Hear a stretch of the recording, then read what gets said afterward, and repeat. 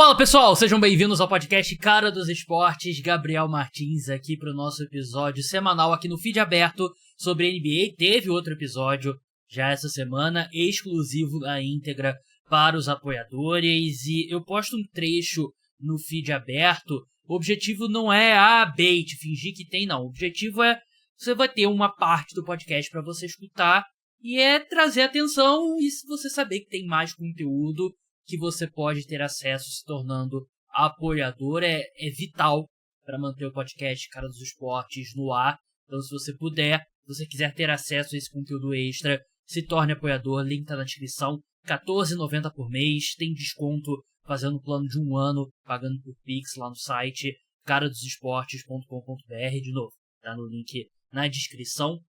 Episódio de hoje, eu tô aqui com meu amigo Vitor Buratini, jornalista, atualmente na TV Record, com passagens pelo Sport Tudo, camisa 23. Hoje a gente vai falar, não tem como ser outro assunto que não seja o Denver Nuggets, né? O Denver Nuggets pegou todo mundo de surpresa, demitiu não só o Michael Malone, o treinador da equipe, como o Calvin Booth. Michael Malone, um dos treinadores que estava mais tempo no cargo. O Calvin Booth, ele assumiu o comando ali da diretoria do Denver Nuggets quando o general manager que foi pro Minnesota Timberwolves, que agora me fugiu o nome, se o Vitor Buratini lembrar o nome de cabeça, ele vai falar aqui pra gente. Mas, enfim, pegou todo mundo de surpresa porque a demissão aconteceu 5 dias antes dos playoffs começarem. Então eu separei vários tópicos aqui, como, por exemplo, o futuro de Nikola Jokic com a franquia, com o Denver Nuggets, como que isso afeta. Mas não preciso nem perguntar pro Buras. Pô, Buras, te pegou de surpresa? Claro, pegou todo mundo de surpresa. Mas agora, tendo esse tempo aí pra digerir, tendo em vista os problemas recentes do time, você acha que é surpreendente ou não? Você acha que é defensável essa decisão do Denver Nuggets de demitir, principalmente o Michael Malone, né? Porque o técnico tem um impacto mais imediato, mais rápido no time, né? Demitir o general manager nessa altura, em quadra não teria um impacto tão grande, é mais um impacto nos próximos anos. Mas pensando nesses problemas recentes que o Denver Nuggets vem passando, você acha que dá pra defender, ou você continua achando que é um desastre completo, não deveria ter acontecido? Cara, Gabi, eu continuo achando que foi um erro. Acho que foi a demissão mais tarde aí na história da NBA, empatada com uma outra que teve, acho que nos anos 80. 1981, Hillby Brown, que atualmente é Isso. Comentarista na TV dos Estados Unidos. Então foram as duas demissões aí mais tarde numa temporada, né? E você fazer isso ainda mais num time que tá ali, querendo ou não, beleza, o Nuggets tá indo numa má fase, 4 derrotas seguidas, jogos ali que dava para ter ganho, né? Como o que iniciou toda essa tragédia foi o Minnesota Timberwolves, né? Aquela derrota no duplo overtime. Mas eu não vejo como você demitir um técnico aí faltando 4 jogos, 5 para a temporada regular acabar, 2 semanas dos playoffs, vai trazer algum resultado positivo, né? Saíram até alguns reports aí falando que a expectativa ali da diretoria não é que tenha também um grande fim de temporada mesmo, que a decisão não tem relação com isso. Mas eu não acho que esse é um luxo que você deve ter quando você tem um dos maiores jogadores da história na sua equipe. Eu acho que você sempre tem que tentar o melhor possível sempre. E eu acho que você demitindo o Michael Malone não vai trazer nenhum grande efeito positivo aí nesses últimos jogos. Ele é o maior técnico da história da franquia. Acho que dava para ser esperado aí mais 2 semanas, sei lá, um mês, enfim, quanto tem que for durar aí o resto dessa campanha do Nuggets. E foi muito esquisito a demissão dele. Também falaram que falaram também que iam demitir lá o general manager também, mas decidiram demitir todo mundo junto. Enfim, acho que é uma coisa, isso aí é clássico de franquia meio bagunçada, assim.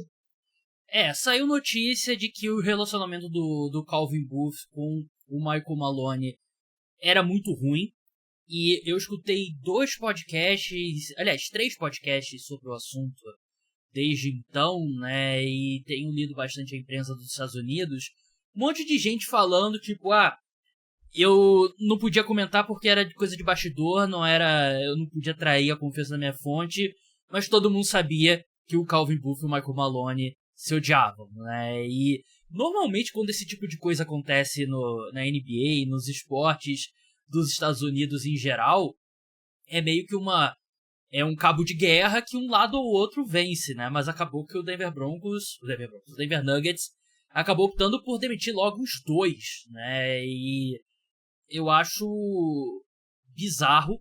Tem um ponto importante que quem tá meio que tomando as decisões no Denver Nuggets é o filho do Stan Kroenke, né? O Stan Kroenke, que é dono do Arsenal, por exemplo, dono do Los Angeles Rams e do Denver Nuggets, mas o filho dele que meio que é o cara por trás do Denver Nuggets, e aí é mais um capítulo de filhos de proprietários de times tomando decisões aí... Fazendo merda.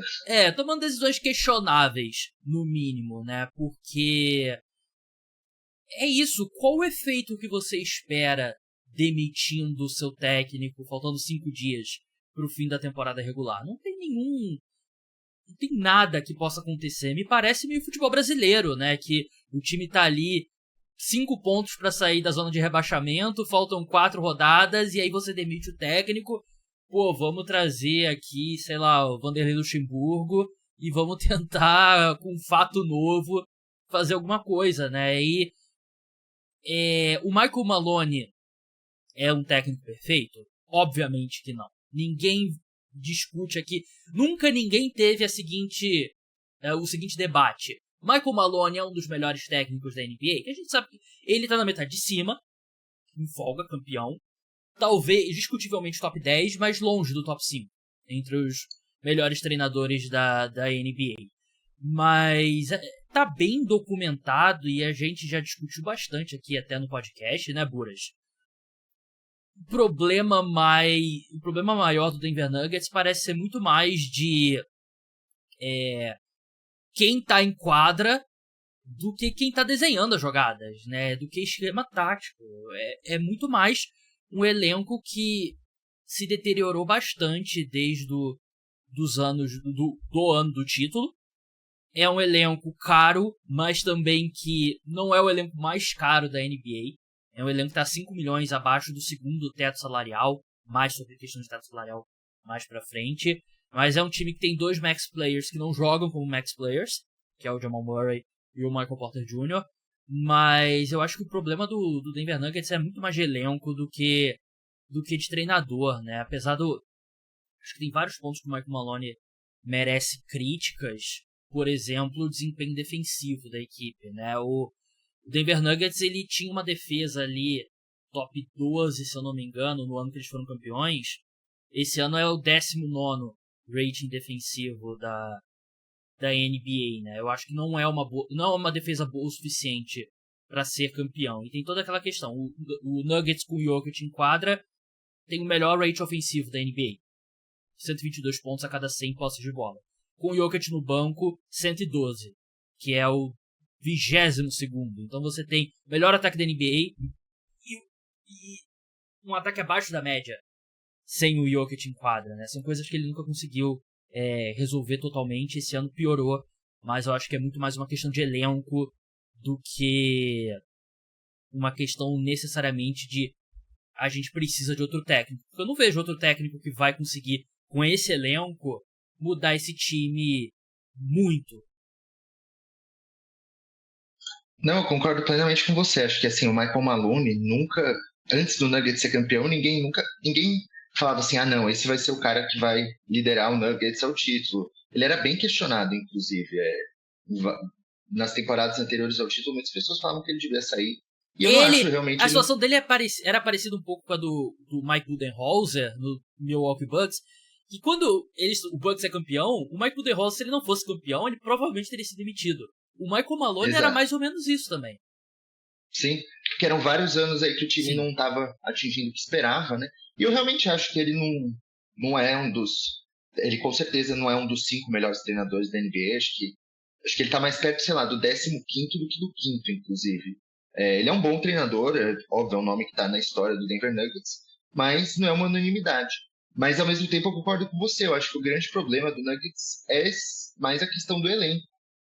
Óbvio, como eu falei, ele não é o treinador perfeito, Mas o Nuggets foi um elenco que aí nas últimas 2, 3 temporadas caiu muito o nível, desde que eles foram campeões. Perderam ali nomes importantíssimos no título, quem teve o Scador pouco, o próprio Bruce Brown.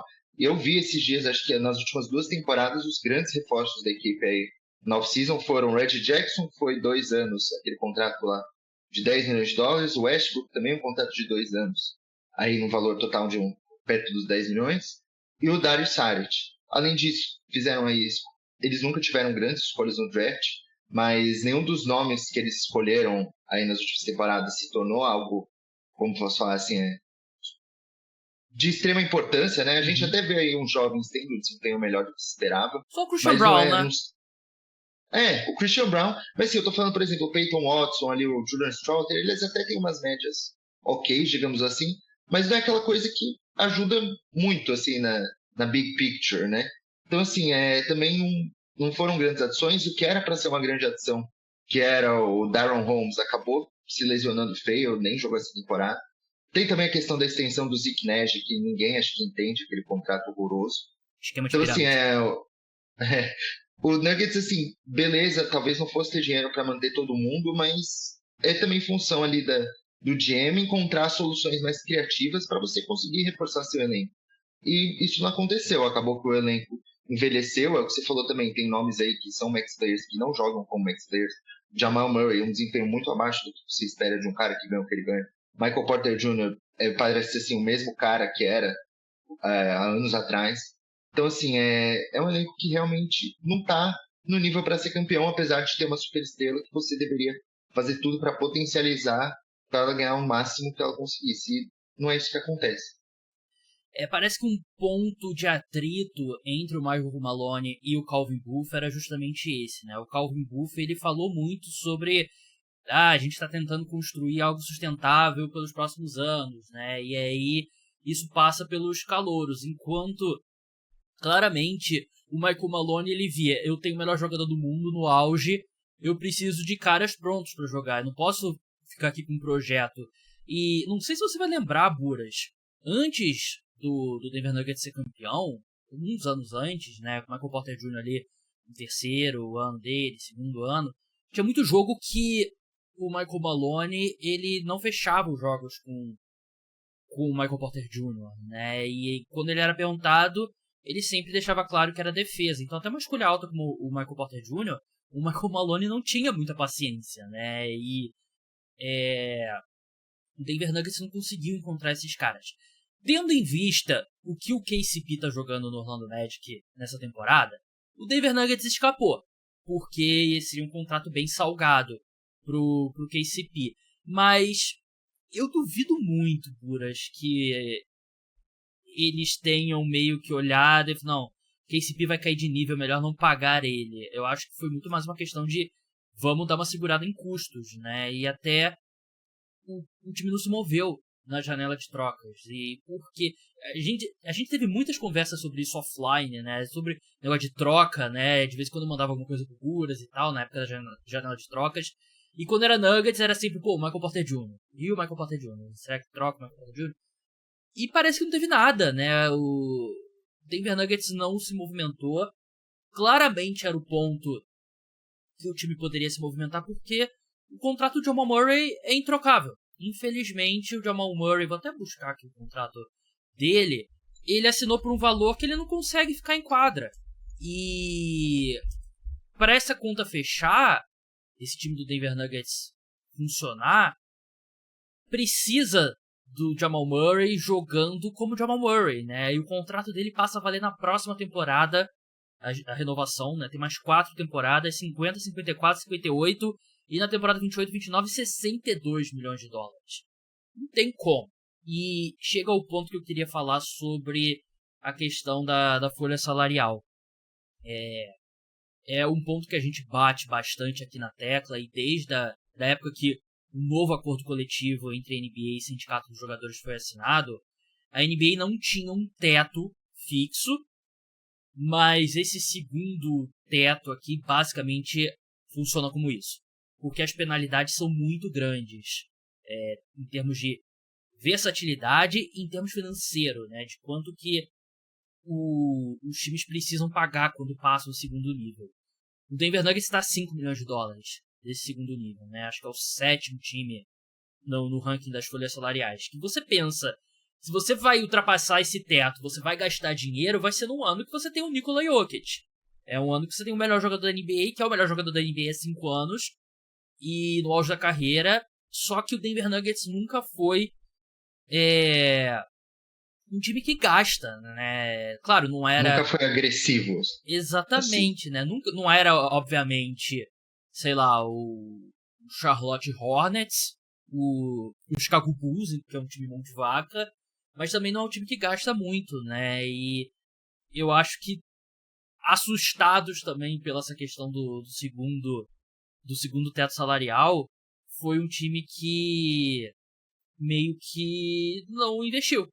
Não investiu como deveria e como seria necessário para manter essa janela com o Nikola Jokic, manter esse time aí brigando por título. Mas ao mesmo tempo, Buras, eu consigo ver o outro lado. Eu acho que qual movimentação que o Denver Nuggets poderia ter feito que faria esse time ser um contender com Michael Porter Jr. e Jamal Murray sendo o que são. Eu consigo ver esse lado. E eu acho que eu pendo muito também para essa parte. Que você poderia ter feito movimentações menores, melhores, só que com o Jamal Murray e com o Michael Porter Jr. não correspondendo aos contratos deles, eu não sei se teria como ser um time muito melhor do que é atualmente. Sinceramente, eu também acho que não teria, né? É o que você já citou, a gente discutiu muitas trocas, né? E em todas elas era sempre Michael Porter Jr. saindo. Porque tem um contrato ali um pouco mais palatável, né? Do Jamal Murray. Do Jamal Murray é bem mais longo, ele ganha bem mais. Então, assim, ele é o único nome que tem valor, que eu acho que o Michael Porter Jr. até tem seu valor, apesar dele não ser meu tipo favorito de jogador.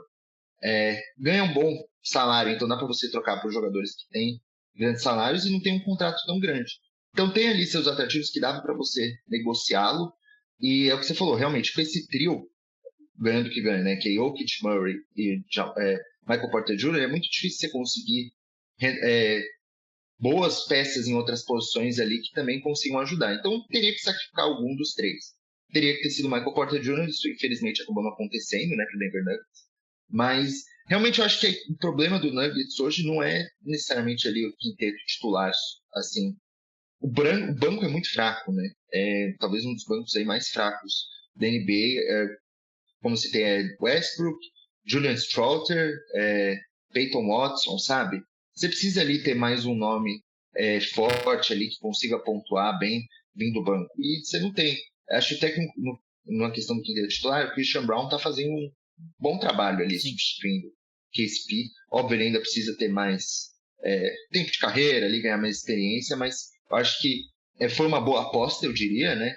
Até pelo que você falou também, o KCP não está jogando bem no Magic, mas realmente falta muito em outras áreas. Só que é uma equipe que está muito engessada também, não tem muitas escolhas de draft para trocar. Enfim, é um trabalho difícil. E também muita coisa que deu errado esse ano, né? Tipo, como você falou, né? A gente elogiou muito a escolha do Aaron Holmes quando ela aconteceu no último draft, que parecia que seria um cara que poderia ser uma peça importante ali no frontcourt do Denver Nuggets, e ele rompe o tendão de Aquiles na Summer League, se eu não me engano, né? Ou talvez antes da Summer League começar. O próprio Aaron Gordon, que vinha sendo um jogador muito durável, passou por várias lesões esse ano, né? E o Jamal Murray tá machucado de novo. Então, são vários problemas. E porque o time tem o Jokic, que é um completo absurdo, o time tá, nesse momento que a gente tá gravando aqui, na 5ª colocação, tá no bololô ali, né? Pode ter subido, pode ter caído depois da rodada, né? A gente tá gravando antes da rodada da quarta-feira. Mas a questão, Buras, não é uma forma inteligente de você agir, mas eu acho que a derrota pro Minnesota Timberwolves meio que quebrou esse time. Porque eu sei que você, como torcedor do Oklahoma City Thunder e fã do Russell Westbrook, você vai odiar o que eu vou dizer agora, né? Mas aquela sequência do Westbrook, eu sinto que quebrou esse time, né? E a gente tem visto um Jokic um pouco mais irritado em quadra desde então. Tem um vídeo dele que que repercutiu, né? Ele no banco, gesticulando, reclamando bastante. E acontece aquele jogo e o time nunca mais é o mesmo, né? Pra quem não viu, o Nuggets perdeu na segunda prorrogação pro Minnesota Timberwolves naquele jogo que o Jokic teve um triplo-duplo com 61 pontos, que foi a maior pontuação de um triplo-duplo na história da NBA, foi 61, 11 rebotes e 10 assistências, se eu não me engano. Mas eu acho que aquele jogo meio que quebrou, né? E, infelizmente, essa é meio que a história do Westbrook, né, Buras? Porque, assim, o Westbrook pós Oklahoma City Thunder, né? Que é aquele jogador que ele, em dezembro, janeiro, fevereiro, eu acho que é um jogador que ainda tem muito valor. Porque ele é um cara que entra em quadra, ele vai comer minutos, ele vai jogar com intensidade, ele vai conseguir produzir. Só que há algum tempo a gente já sabe que ele é um cara que você não pode ter nesses momentos decisivos em quadra. E vai chegando abril, março, final de março, abril, os jogos vão ficando mais importantes. E foi um jogo importante, foi um jogo de peso. E ele cometeu aquele erro, que claramente é um extremo, mas eu acho que também é algo que o Denver Nuggets, se tiver pensando em contar com o Westbrook em momentos importantes nos playoffs, alerta de spoiler, não é uma boa decisão. Porque o Westbrook ele não pode ter a bola na mão. Porque ele não só não pode ter a bola na mão, e ele é meio que, se ele tiver em quadra, a bola vai chegar na mão dele. Ele atrai. E ele vai fazer o arremesso. Ele vai tomar uma decisão. E você não quer isso em 2025. Então, eu acho que é mais um cara aí que você... Ele é o cara mais produtivo no banco do Denver Nuggets e você não pode confiar nele de verdade, né? Nos playoffs, né? Então você tá falando de um time que tem 5 caras. Nesse momento nem 5 caras tem, porque o Jamal Murray não tá jogando. Então, eu acho que a discussão por MVP, eu acho que vai ser muito difícil o fato do Jokic, o técnico dele ter se demitido, ele conseguir vencer o Shea. Apesar de, em termos de desempenho, eu acho que ele tá na frente do Shea. Mas eu acho que na definição da palavra, Buras, o Jokic é o jogador mais valioso da NBA. Porque troca o Nikola Jokic por qualquer outro jogador e esse time não tá nessa posição que eles estão atualmente. Não, assina embaixo em tudo que você falou. Concordo em número general. Eu acho que o Westbrook ser o cara aí mais relevante, digamos assim, do banco, mostra que a montagem do elenco do Nuggets é extremamente falha. E eu concordo plenamente. Assim, eu acho que é o 6º ou 7º podcast aí que eu participo na temporada. Mesmo sendo torcedor do Oklahoma City Thunder, eu sempre defendi que o MVP, para mim, era o Jokic. Eu continuo defendendo. Assim, hoje eu acho até que seja mais apertado do que foi em outros momentos, pela questão da campanha, que tem uma grande diferença aí, né? Mas eu acho que o Jokic é, sem dúvida nenhuma, o jogador mais valioso da NBA e o melhor, apesar dos 500 problemas do Denver Nuggets. Ele com certeza não é um, e a equipe só não tá pior realmente por conta dele. Acho que esse tipo de jogo que você perde aí numa dupla prorrogação, que é um jogo cansativo, e que você tinha ele na mão, ali até os segundos finais, é uma coisa que realmente mexe com todo o psicológico da equipe. E uma equipe que tivesse assim um bom momento, né, talvez não mexesse tanto. E a gente viu como isso afetou o Denver Nuggets. Isso talvez só exponha ainda mais todos os problemas que a equipe está passando ao longo de toda a temporada, né? E que acabaram sendo expostos também com as demissões, enfim. A pergunta que fica é, se o Stan Kroenke não tivesse construído literalmente o estádio mais caro da história do universo pro Los Angeles Rams, será que ele estaria tentando poupar dinheiro no Denver Nuggets? O Arsenal tá bem, né? Atropelou o Real Madrid na terça-feira, pro meu desespero, tô sempre pelo pior do Arsenal como torcedor do Tottenham, né? E fiquei desolado quando eu descobri agora que a Anne Hathaway torce pro Arsenal, né? E postou um vídeo e tal. Fiquei desolado. Mas voltando a Denver Nuggets, sobre o futuro do Jokic, aliás, você que tá no Spotify, deixa 5 estrelas na avaliação, é muito importante. Você que tá no YouTube, deixa like, deixa comentário, se inscreve. E recomendo que você tente escutar o podcast no Spotify, que eu acho que é a melhor forma de você consumir. Não tem nenhum ganho financeiro pra mim, não faz muita diferença você assistir. Aliás, tem um ganho financeiro se você assistir no YouTube. Pouco, mas tem. Só que eu acho que o podcast, você, por exemplo, no trajeto do trabalho, na faculdade, é como eu escuto podcast na academia e tal. Eu acho que é a melhor forma de você escutar no Spotify. Mas também, grande abraço se você estiver assistindo. Você deixou ali na aba e foi fingir que tá trabalhando. Apoio. Essa é a forma de você combater aí a exploração do trabalhador. É escutando podcast Cara dos Esportes enquanto você finge que tá trabalhando. Mas, Buras, se o Nikola Jokic fosse nascido nos Estados Unidos, o que a gente estaria discutindo agora é: será que ele vai ser trocado na off-season? Será que ele vai pedir troca nessa off-season? E esse fenômeno tem sido muito mais dos jogadores nascidos nos Estados Unidos, realmente. A gente não viu um europeu ainda, um jogador de fora dos Estados Unidos, colocando o pé ali, exigindo troca, e eu quero ser trocado, mas eu quero ser trocado para esses times aqui, não pode e tal. A gente viu o Luka Doncic ser trocado pro Los Angeles Lakers contra a vontade dele. E eu não acho que tem necessariamente a ver com a nacionalidade da pessoa, eu acho que tem a ver com a estrutura do basquete dos Estados Unidos, né? Porque eles crescem durante o ensino médio jogando o AAU em vários times, e ele tá num time, aí muda pro outro, se ele não gostou muito, ele muda pro outro. E agora o basquete universitário, com o portal de transferências e com os contratos de patrocínio que eles podem receber, também ficou muito mais fácil. Então, cara, se ele joga um ano numa universidade e ele acha que o técnico não tá aproveitando ele muito bem, ele vai mudar de universidade, né? Muito rápido. Então, eu acho que por isso é um fenômeno muito mais dos jogadores nascidos nos Estados Unidos do que os de fora dos Estados Unidos, né? Mas se o Nikola Jokic tivesse nascido em Denver, no Colorado, a gente estaria discutindo agora. Será que ele vai pedir para ser trocado? E qual a sensação que você tem, Buras, desse cenário? Você acha que é possível que esses sejam os últimos jogos do Nikola Jokic com o Denver Nuggets? Sendo sincero, eu acho que é impossível, assim. Eu não consigo ver o Jokic pedindo troca. Não acho que isso seja da personalidade dele. Não acho que também faria tanto sentido assim. Acho que seriam poucas as equipes que eu conseguiria. Poucas para quase nenhuma, na verdade, que conseguiriam dar o retorno que o Nuggets exigiria. Assim, óbvio que a gente pensava isso a mesma coisa uns 2 meses atrás, quando o Luka foi trocado.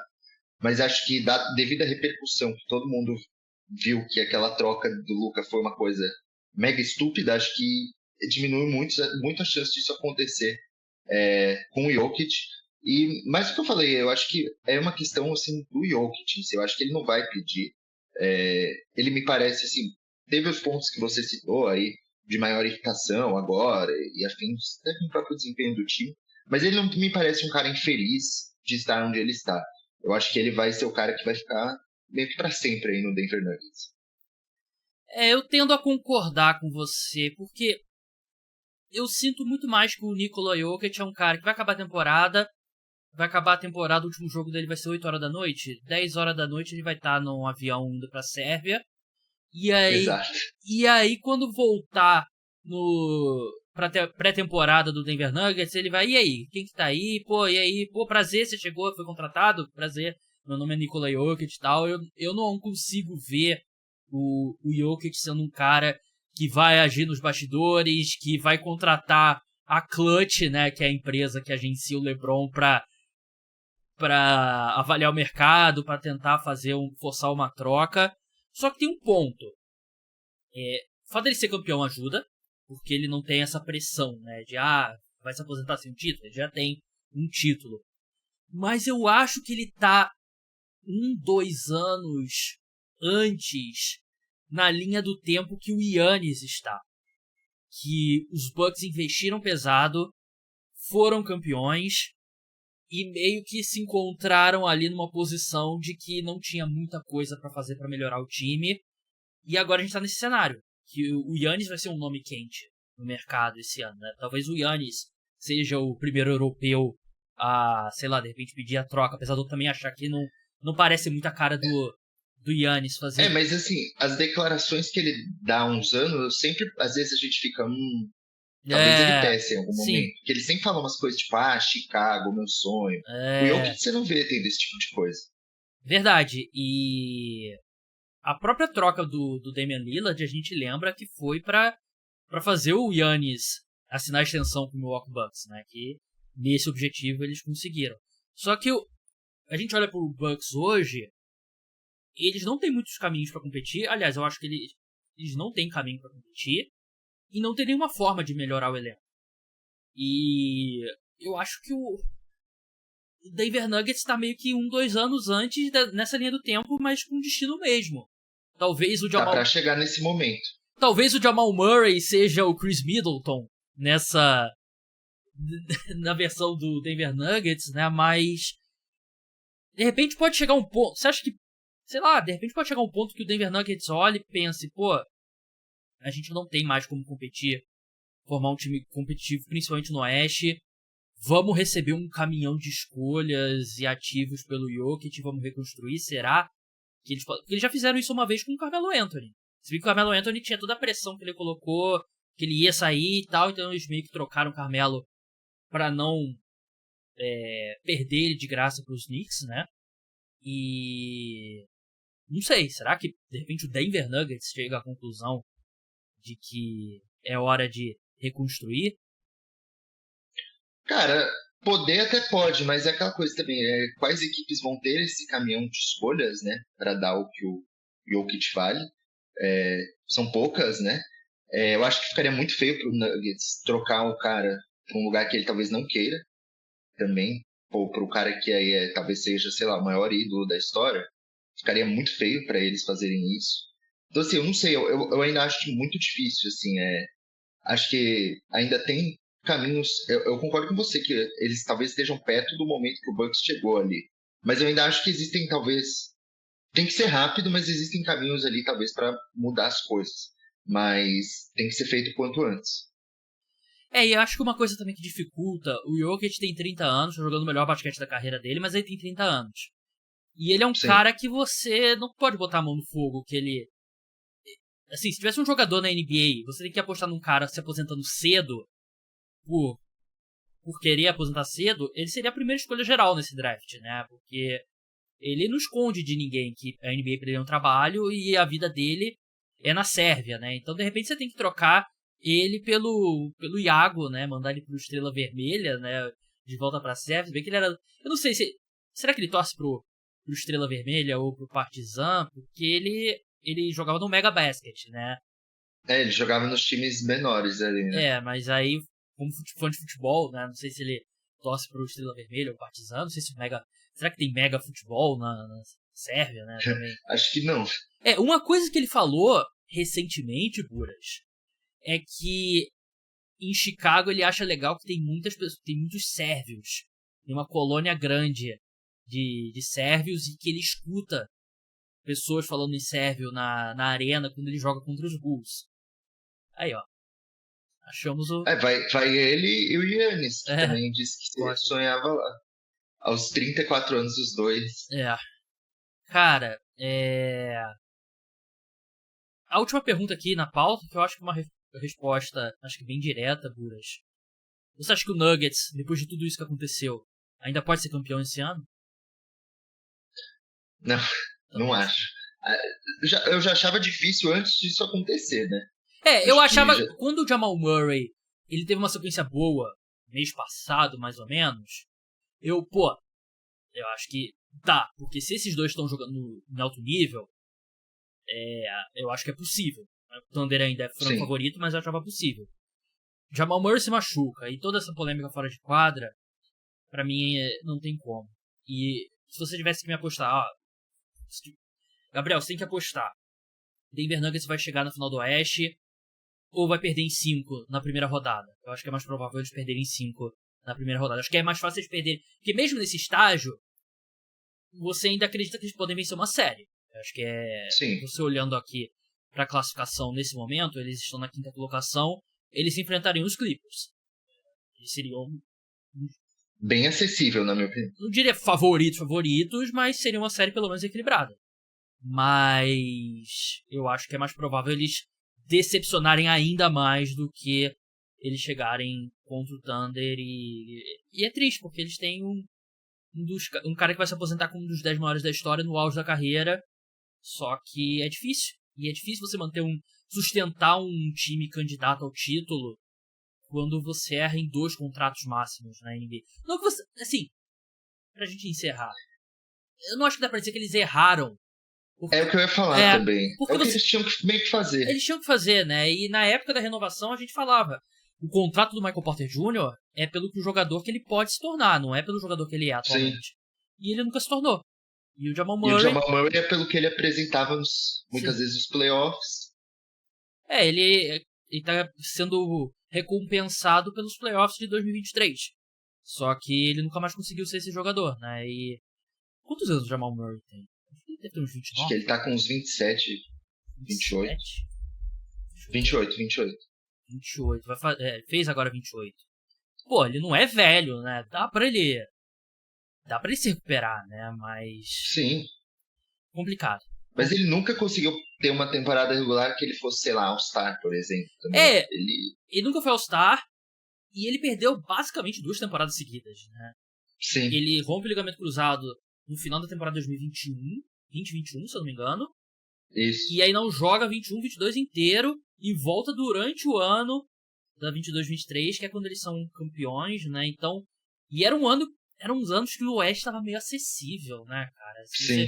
Você pensar, por exemplo, o Nuggets de 2023 era um time muito mais forte do que o Warriors de 2022, que foi campeão, né? Então eles poderiam ter sido campeões antes. Não fosse as lesões do Jamal Murray, mas você tocou no ponto certo, né? O Jamal Murray nunca conseguiu consistentemente ser esse cara que ele foi nos playoffs de 2023, né? Então pode ter sido meio que era a janela, foram campeões e é isso. Acho que é o É foda, porque eles tinham que pagar isso, né? Mas sim. Se o Jamal Murray, por exemplo, ele joga mal a temporada inteira e ainda joga mal os playoffs, é um ano que ele basicamente não valeu nada. Você não tem como abrir mão do Jamal Murray, né? Você não tem como... Sim. Enfim. Última questão, Buras. Eu acabei esquecendo de te perguntar isso antes. Você acha que os donos do Denver Nuggets ligaram pro Jokic antes de demitir o Michael Malone? Porque fosse qualquer outro time, a gente ia falar que um negócio desse não acontece sem o aval de um cara do patamar do Jokic, né? Mas a gente acabou falando aqui no programa, né? Que a gente não acha que é um cara que vai lá nos bastidores, vai forçar troca, vai botar... Será que existe um mundo que, tipo... Eu não acho que ele descobriu através do tweet do Shams.